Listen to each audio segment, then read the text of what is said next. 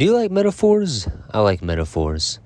I've been asked to talk about my time in Japan, and I want to explain what I think through a short story. So there are two men lost in the woods. Neither of them have any experience that will keep them alive. One of them stumbles through the woods and finds a bush full of berries. I think it's very natural that he'd eat handfuls of these to alleviate his hunger, and it's maybe not as much his fault if they are poisonous and he dies a rather unpleasant death. And another man, knowing that some berries are poisonous, refuse to eat any, and so prolongs his death and dies of starvation anyway. A third man, perhaps, seeing that berries are poisonous but knowing that he must eat something, will attempt to eat maybe leaves or bits of twig. And finally, the worst of all, or perhaps the least pleasant to think about, a man who, finding no other thing to eat, knows himself to be edible, and so attempts to eat himself. In reverse, we have the last man is the modern man who worships himself, who knows that, who thinks that he can sustain himself. This is maybe understandable in a desperate sort of way. If he believes all the berries are poisonous, then maybe he thinks that he's the only thing left. And indeed, that's the language that many people use. The only thing that you can know is yourself.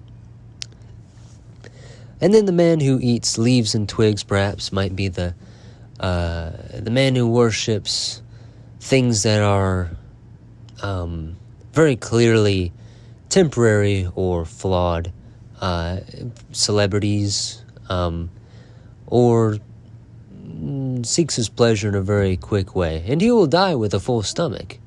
He may starve and yet feel quite full.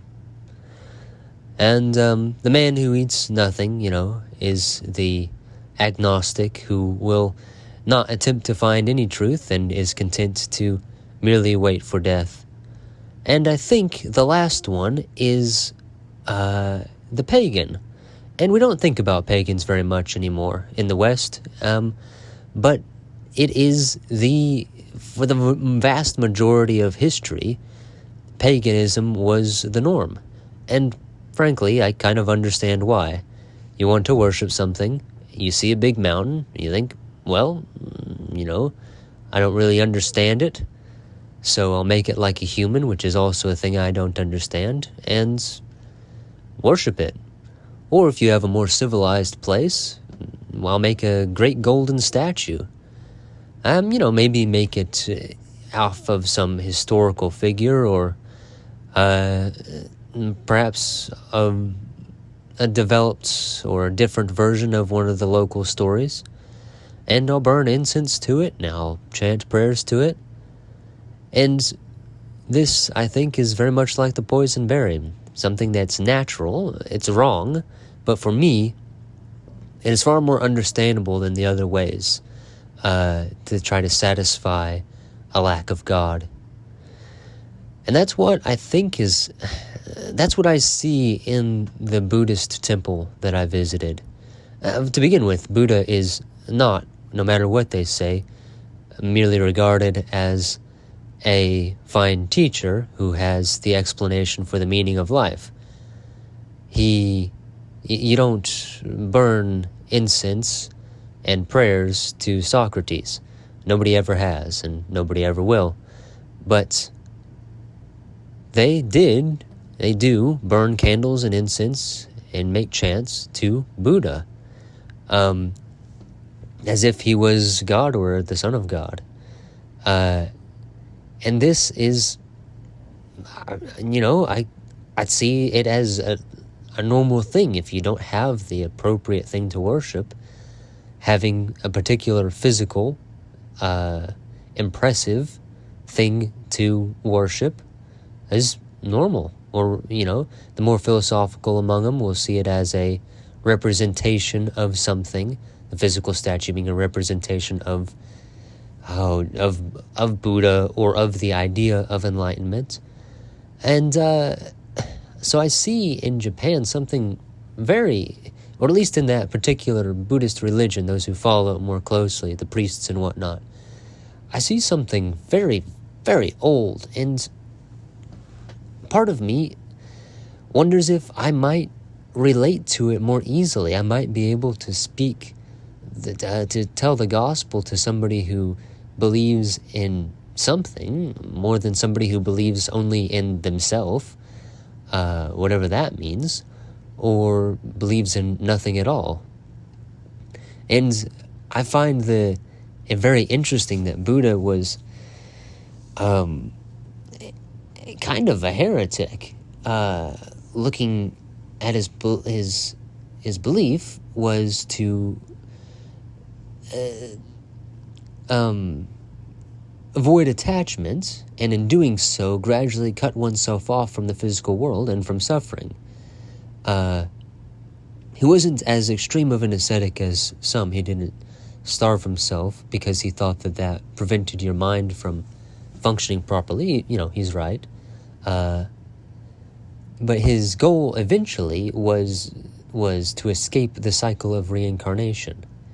And so, given that reincarnation was everything to the ancient Hindus, he was attempting to defy everything, to defy all of the gods. He was, from my understanding, even though it's a bit limited, from my understanding, he seems more like more like our last person, the man who eats himself. Perhaps he didn't worship himself in the way a braggart or would, but he definitely was looking inward for enlightenment. Isn't that interesting? I mean, have you seen images of Buddha?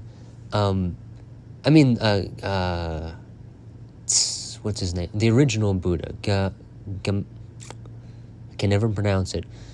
Not the fat Buddha. He's a local god as well.